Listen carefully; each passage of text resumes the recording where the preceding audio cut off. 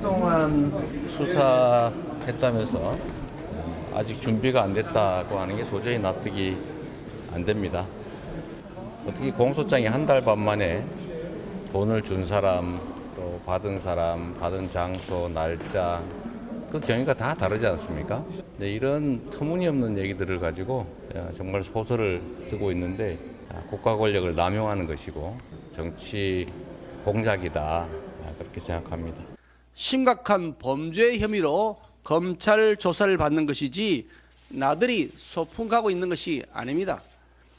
지난 5월 부르지도 않은 검찰이 자기 마음대로 출석 쇼를 했던 민주당 송영길 전 대표의 모습이 떠오릅니다.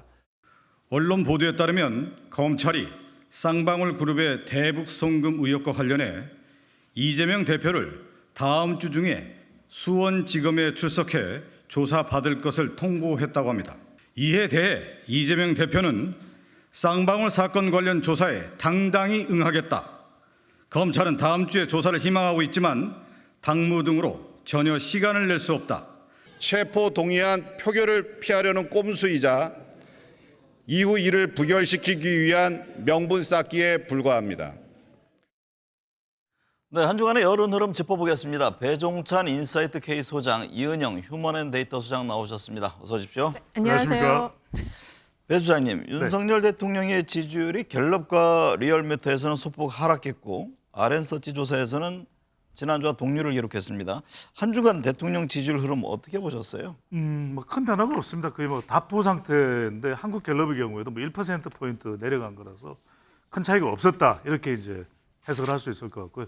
그런 가장 큰 이유는 지금 여러 가지 현안들은 많습니다. 그런데 이 현안들이 대통령 지지율도 그렇고 정당 지지율도 그렇고 프레임화돼서 네. 진영으로 나누어지는 상황이 되고 있다. 다만 한국 갤럽은 2주 전에 이제 조사와 이제 비교를 해야 되는데 직전 조사가 2주 전이라서 비교를 해보면 그래도 변화가 좀 많은 곳은 수도권입니다. 네. 서울, 인천, 경기, 뭐 수도권 위기설도 최근에 나오고 있는데 수도권은 다른 요인보다는 부동산도 있고 경제 요인이 최근 들어서 이제 대통령 지지율에 조금씩 영향을 주고 있는 것으로 보입니다. 네, 이 소장님. 네. 윤석열 대통령에 대한 부정평가로 1순위가 외교, 2순위는 후쿠시마 오염수 방류 문제가 꼽혔습니다. 네. 직전 조사 대비 11%포인트, 9%포인트 상승한 수치인데 그렇다면 향후 윤 대통령 지지율에 어떤 변수로 작용할까요? 그러니까 지금 이게 핵 오염수 방출과 관련한 거는 상당히 이제 민심에 영향을 주는 그런 이슈입니다. 그래서 이건 좀 중장기적으로 갈 이슈고요. 그것 외에도 지금 그 일본 관계라든지 또 그 민생이라든지 이런 것들이 자잘한 여러 가지 이슈들이 지금 계속 부정평가로 올라오고 있어서 이거 대통령 지지율에 지금 당장 답보 상태의 지지율을 보이고 있지만 그것이 조금씩 정당이라든지 특히 이제 여당이라든지 이쪽에 영향을 미칠 것 같고요. 이번 그 조사들 갤럽하고 RN서치 조사의 가장 큰 특징은 정당 지지율에서 서울에서 국민의힘이 큰 폭으로 하락하고 민주당이 큰 폭으로 상승했다라는 점을 꼽을 수 있겠거든요. 네. 결국 이 당의 정당 지지율의 어떤 변화는 대통령 지지율에도 영향을 미치는 요인이 될 수 있다 이렇게 볼 수 있겠습니다. 배 소장님, 일본이 24일 후쿠시마 원전 오염수를 방류했습니다. 후쿠시마 오염수 방류 이번 윤석열 대통령 지지율 조사에 반영됐습니까? 뭐 부분적으로는 반영됐습니다. 갤럽 조사도 22일부터 24일까지 실시했으니까. 그런데 이제 이 후쿠시마 오염수 방류라는 것은 뭐 방류한다고 계속 또 예상이 되어 왔기 때문에 선 반영됐다고 볼 수 있고 하나 이제 특징적인 것은 2008년에 강우병 사태처럼 어느 특정 시점에 대통령의 국정수행이나 정당 지지율에 확 급격히 영향을 주고 있는 것 같지는 않아요. 그러니까 네. 서서히 조금씩 영향을 주는데 일단 본격적으로 방류가 되면서 이제 국면 전환이 됩니다. 네. 그동안 이제 심리적 불안이었다면 이제는 수산물 소비 위축과 관련되어 있기 때문에 이제 경제적 영향을 줍니다. 특히 이제 지역적으로 보면 부산, 울산, 경남 대통령의 지역적 지지 기반이기 때문에 이 지역에 영향을 줄 수 있고 또 대체로 우리가 횟집, 또 네. 수산물 그러면 자영업이거든요. 자영업청의 지급별 분포로 보면 다른 지급군보다는 더 많은 영향을 줄 것으로 보입니다. 결국 이제 이 문제가 경제의 파급을 영향을 줬을 때 그때 어떤 지지율 흐름의 변수가 될 거다 이런 진단이군요. 그렇습니다. 그래서 네. 이게 실제 경제적으로도 주가에도 반영이 되고 있거든요. 우리 매일경제 또 MBN이 아니라 매일경제 TV를 보는 시청자분들도 많은데 최근에 이제 수산업과 그다음에 이제 양계, 닭고기, 그다음에 방사능 측정 쪽에 산업군에 대한 영향이 달라지고 있는 것도 네. 경제적 영향으로도 볼 수가 있는 것이죠. 이은영 소장님, 네. 18일 미국 대통령 별장인 캠프 데이비드에서 한미일 정상회의가 열렸잖아요. 네. 여론조사 공정조사를 보니까 국민 과반 이상이 잘못한 편이다 이렇게 응답을 했습니다. 네. 그럼 이게 외교적 성과가 빛을 발하지 못한 겁니까? 그러니까 이날 그 공정에서 같이 발표한 대통령 지지율 보면은 36.4%예요. 그리고 부정평가가 60.7%가 나왔거든요. 특히 이제 이 외교 그 3국 정상회의 평가가 대통령 지지율에 보다는 조금 잘했다고 하는 평가가 약간 높지만 대통령 지지율에 영향은 주지는 않았어요. 그래서 이 정상회의 평가의 효과는 별로 없었다. 그리고 특히 이제 대통령이 이거에 대해서 국무회의에서는 이 평가를 했지만 이렇게 중요한 사안에 대해서는 지금 대국민 담화라든지 또 후쿠시마 오염수 관련해서도 뭔가 대국민과의 직접적인 소통이 필요한데 네. 지금 그게 이루어지지 않았거든요. 부정평가가 이 여론조사 공정에서 부정평가가 높았던 것을 보면 서울하고 40대였고 긍정평가는 PK 지역과 60대 이상이어서 어쨌든 지금 수도권에서의 변화가 이런 사안들이 수도권에 좀 여론에 영향을 주고 있다고 볼 수 있겠습니다. 배종찬 소장님, 네. 일본의 후쿠시마 오염수를 방류한 걸 두고 여야 지금 서로 다른 입장인데요. 민주당은 일본의 책임을 물어야 한다면서 지금 장외 투쟁을 이어가고 있고 국민의힘은 이재명 대표를 위한 정치 쇼를 하고 있다 이렇게 하면서 수산업계를 방문해서 불안 해소에 주력하고 있는데요. 네. 각기 다른 여야 대응에 대해서 여론은 어떻게 나타나고 있습니까? 양쪽도 어느 쪽으로도 안 가고 있어요. 네. 이게 참 특징적인 겁니다. 왜냐하면은 일본이 원인이 됐는데 여하튼 후쿠시마 오염수 방류는 국내에서 또 우리나라가 방류한 거 아니지 않습니까? 네. 그러면 일본의 이 방류에 대해서 우리 국내에서는 머리를 맞대고 해법을 찾거나 일본에 어떻게 대응할지 이런 어떤 방법적인 것이 나와야 되는 것인데 전혀 그런 게 아니라 여야가 나눠져서 싸우고 있는 거죠. 그러니까 일본이 원인인데 결론적으로는 우리는 힘을 합해서 대응하는 것이 아니라 여야가 싸우는 구도입니다. 그러다 네. 보니까 더불어민주당 지지층은 지금 더불어민주당이 잘하고 있다. 또 보수층, 국민의힘 지지층에서는 또 정부가 맞다. 괴담이다, 아니다. 제2차 태평양 전쟁이다, 아니다. 선동이다. 그러니까 이게 계속 맞서고 있어서 어느 쪽으로도 이게 지금 지지가 가고 있지는 못한 상황입니다. 그러니까 참 이게 특이한 게 네. 일본이 원인인데 우리나라의 여야가 나누어져서 싸우고 있는 거죠. 그게 참 특이하죠. 그러니까요. 네. 이 소장님, 아랜서치 조사에 따르면 후쿠시마 오염수 해양 방류 피해가 있다고 생각하는 응답이 60.9%로 조사됐습니다. 네. 반면 이제 보수층에서는 피해가 없다 이런 의견이 과반을 넘겼는데 후쿠시마 오염수 방류가 정치권에 미칠 파장은 어떨까요? 어쨌든 이 여론조사 결과를 보면은 이미 국민들은 아직 우리 이제 방류가 되기 시작을 했지만 굉장히 피해가 있고 그리고 앞으로도 크게 올 것이다라고 생각하는 게 이제 60.9%나 나왔거든요. 이미 좀 약간 그 보수층은 또 반대의 생각을 했는데 조금 이념 성향을 중심으로 어떤 그 양단화되어 있는 흐름이 나타나고 있지만 우리나라가 삼면이 바다고 또 수산물 소비가 굉장히 많은 국가로서는 이 지금 후쿠시마 오염수 방류가 미치는 영향이 굉장히 크고 당장 지금 노량진 수산시장이나 어시장 같은데 손님이 지금 굉장히 많이 줄어든 상황이거든요. 네. 그래서 야당은 지금 이제 장외 집회로 이제 그 하반기 그 어떤 전략을 지금 만들어 가고 있는데 또 저는 이것이 또 그러한 흐름이 수도권의 어떤 그 여야 정당의 특히 이제 여당에 대한 위기론을 더 심화시킬 수 있다 이렇게 보고 있습니다. 배 소장님, 네. 총선 이야기 해볼게요. 국민의힘 일각에서 수도권 위기론이 제기되고 있습니다. 갤럽 여론조사 게스팅 보터로 불리는 서울과 충청권 지역에서 국민의힘 지지율이 하락세를 나타냈는데 어떻게 해석해야 할까요? 뭐 계속 변하고 있습니다. 근데 이제 네. 수도권만 놓고 보면은 경기 지역이 대체적으로 이제 여당이 좀 열세입니다. 네. 현직 광역단체장도 더불어민주당이고요. 그리고 지난 이 대선과 또 지방선거에서도 지방선거는 물론 이제 31개 자치단체 중에서 22개를 국민의힘이 가져가긴 했습니다. 그래도 상대적으로 수도권 내에서는 경기도가 좀 위기론이 나오는 곳이거든요. 네. 근데 이제 무엇보다도 다른 이유보다도 결과적으로는 경제입니다. 요즘 서울에도 노량진 수산시장이 있고 가락시장 또 시장이 있고 이런 데 이제 뭐 수산물을 팔거든요. 그러니까 이런 것 자체가 지금 일본 후쿠시마 오염수 영향을 지역적으로는 해안을 끼고 있는 부산, 울산, 경남이겠지만 산업적으로는 서울도 영향, 또 국가 경제가 위축될 때 충청권이 다른 곳보다도 더 영향을 받습니다. 네. 그래서 결과적으로 시간이 점점 지나면서 부동산 등 경제적인 요인이 또 경기도 지역, 또 충청권에 영향을 주고 있다 이렇게 봐야 되겠습니다. 국민의힘 내부에서도 수도권 위기론에 대한 의견이 엇갈립니다. 네. 지도부는 충분히 해볼 만하다 이렇게 이야기를 하고 있고 일부 의원들은 지도부가 용산만 바라보고 있다 이런 지적인데요.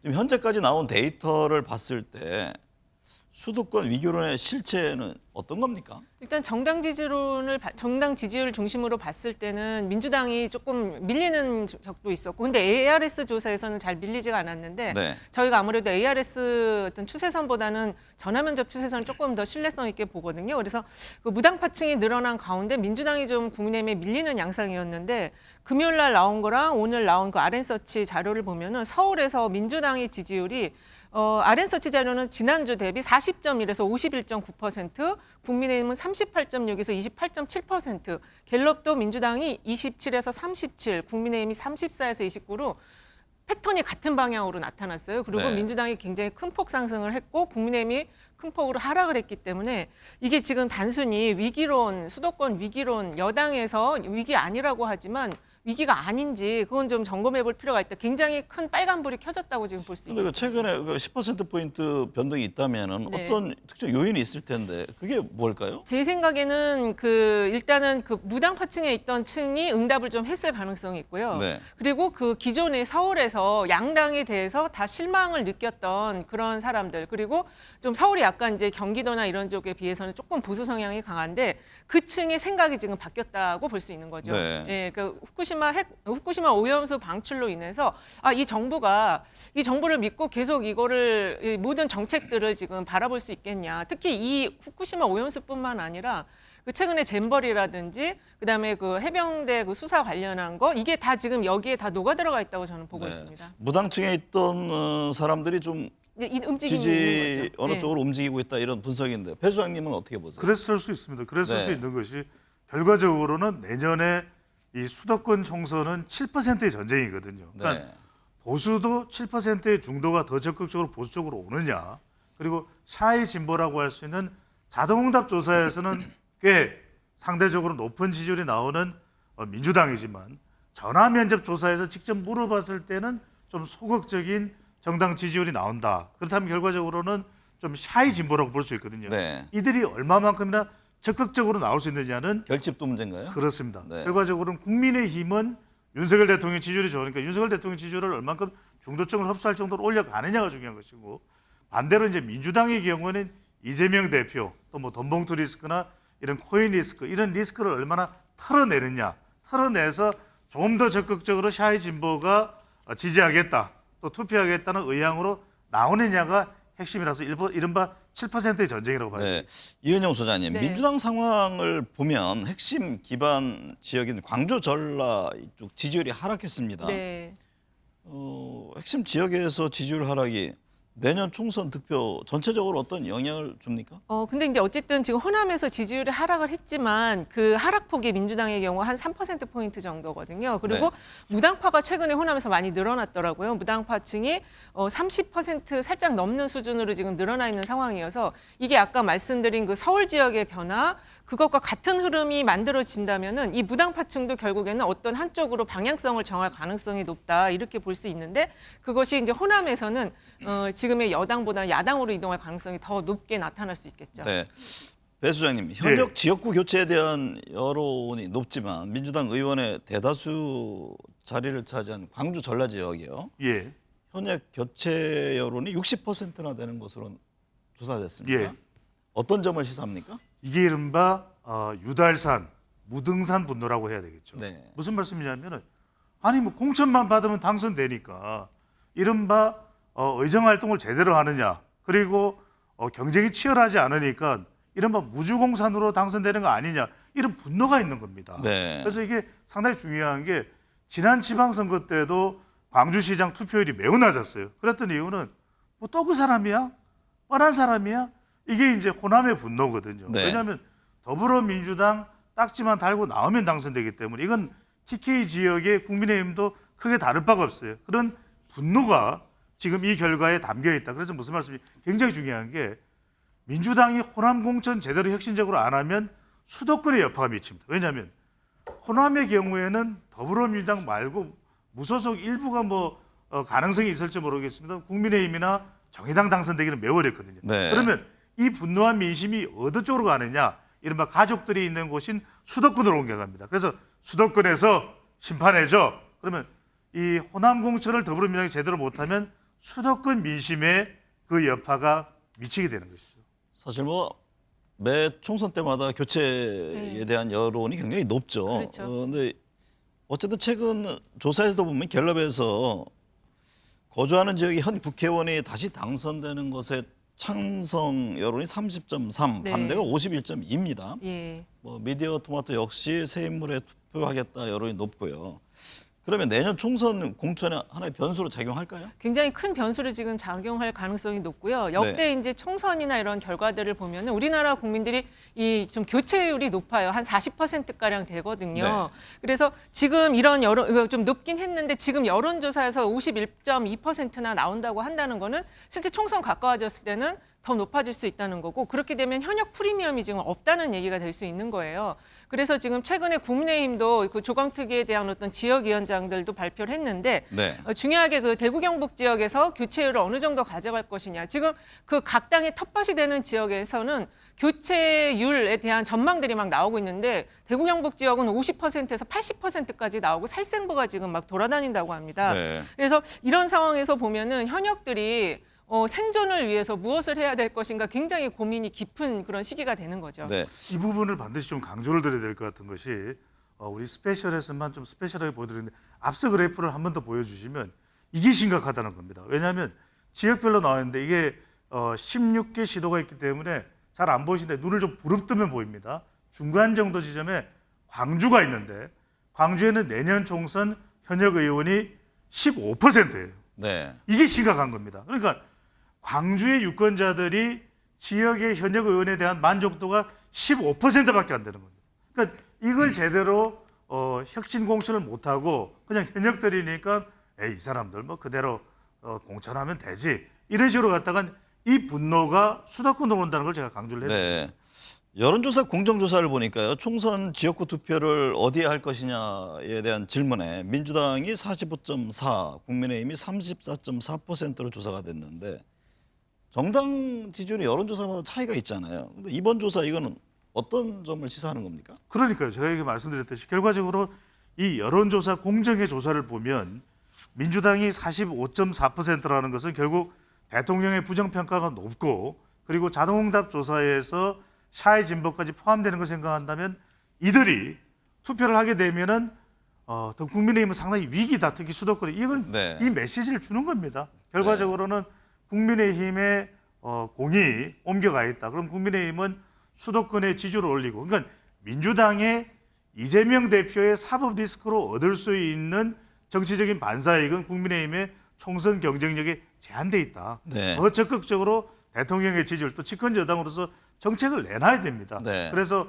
총선을 관통하는 정부 여당의 경제 혁신 정책이 뭐냐, 사회개혁 정책이 뭐냐 이게 나왔을 때 더 국민의힘에도 기회가 갈 수 있다는 메시지를 정확하게 전달해주고 있는 것이죠. 말씀하셨으니까요. 예. 이 사법 리스크로 표현되는 이재명 대표의 검찰 수사가 실질적으로 국민의힘에 득이 됩니까? 일부 덕이 되는 거죠. 그래서 제한적이라는 겁니다. 일부. 네. 일부 이제 중도 보수적 성격 또는 중도에 좀 가까운 약간의 오히려 보수적 상대적으로면 이쪽에는 결집을 하는 하나 요인도 또 되고 있잖아요. 그럴 수 있죠. 네. 그런 또 여론도 나올 수 있는 겁니다. 네. 구속영장 실체 심사를 갔는데 구속영장이 기각되면서 단순히 기각되는 것이 아니라 아니 증거인멸 우려도 없다 그런 설명을 하거든요. 네. 또 도주의 우려도 없다. 그리고 여전히 법적으로 다퉈야 된다. 이렇게 또 재판부에서 설명이 나오면 그것 또한 더불어민주당 지지층들이 특히 수도권을 중심으로 해서 40대 화이트 갈라가 약간 느슨해졌는데 이들이 또 결집을 할 수도 있는 것이죠. 저기 잠깐 제가 한 말씀 더 네. 보태면 지금 최근에 이제 미국도 대선을 앞두고 있잖아요. 지금 트럼프 전 대통령이 잠깐 기소가 돼서 구속이 됐었어요. 네. 그래서 그 머그샷이 나왔는데 100억 이상의 후원금이 모였다고 합니다. 그러니까는 이 구속이라는 것도 어느 그 시한이 있는 것 같아요. 근데 그 시한을 넘어서서도 구속이 되지 못하고 기소가 돼도 그게 잘 영장 청구까지 이어지지 않는다면은 이거는 오히려 지금 말씀하신 결집의 어떤 힘 그리고 오히려 탄압받는 이미지를 통한 영웅이 되는 그런 흐름으로 지금 미국의 사례를 보면은 그렇게 갈 가능성도 있어 보이는 거죠. 다만 이제 여기서 한 가지만 강조를 드린다면 트럼프의 경우와 비교를 한다면 트럼프의 경우는 그래도 일단 절차대로 가서 본인이 뭐 보석이면 보석을 하고 이런 과정을 거치거든요. 물론 그렇다고 해서 아직까지 공화당 대선 후보로서 확정적인 건 아닙니다. 그만큼 또 팬덤이 있는 경우고 네. 이재명 대표도 팬덤이 있죠. 결과적으로는 중도를 끌어들여야 되는 이재명 대표의 상황을 본다면 얼마나 법적 대응에 더 당당하게 뭐 조건 제시 없이 임하느냐가 특히나 중요할 수가 있는 것이죠. 지금 검찰 쌍방울 그룹의 대북 송금 의혹과 관련해서 네. 이재명 대표 소환 통보했잖아요. 네. 올해만 5번의 소환 조사를 받게 되는 건데 지금 뭐 소환 날짜를 두고 충돌이 있었고요. 현재 수사 흐름이 내년 총선까지 쭉 이어질 것으로 보세요. 상당히 좀 어려울 걸로 보이고요. 지금 네. 다음 주 지나면은 이제 바로 정기국회가 시작이 됩니다. 네. 그리고 정기국회 9월 정도 지나면은요, 바로 이제 선거 국면으로 같이 들어가요. 네. 지금 지역별로 아까도 이제 호남이나 이런데 여러 가지 여론을 봤는데 지금 야당에서는 후보들이 너무 넘쳐가지고 지금 전현직 의원을 포함해서 지역별로 뭐 8에서 10명 이상씩 지금 후보들이 나서고 있다고 하거든요. 이렇게 되면은 선거 국면으로 완전히 넘어가기 때문에 이 시기에 만약에 소환을 하고 뭐 영장을 치고 체포동의안을 보내고 이런다면은 선거 전에 굉장히 지금 상황이 좀 악화될 가능성이 높고 더군다나 지금 대통령 지지율이 낮잖아요. 네. 그 문재인 정부하고 비교해 보면 문재인 정부도 한 2년 뒤에 이제 총선이 있었는데 그때 문재인 대통령은 50대 후반의 지지율을 보였었거든요. 네. 근데 지금 30% 중반인데다가 후쿠시마 오염수 방출까지 이어져서 서울의 지지율이 이렇게 떨어지고 있는데 이게 검찰의 이런 어떤 것들은 다 정치 탄압으로 보여질 수가 있는 거죠. 1차 분수령은 어쨌든 회기 중에 영장 그렇죠. 청구했을 경우에 어떤 네. 대응을 할 것이냐 이 점인 것이죠. 현재 근데 지금 어저께도 장애 집회가 있었는데 그 분위기를 보면은 여기서 만약에 가결을 시킨다 그럴 경우에 그 민주당의 의원들은 아마 당원들이 리스트를 만들어서 낙선 운동을 벌일 그런 기세의 네. 분위기였어요.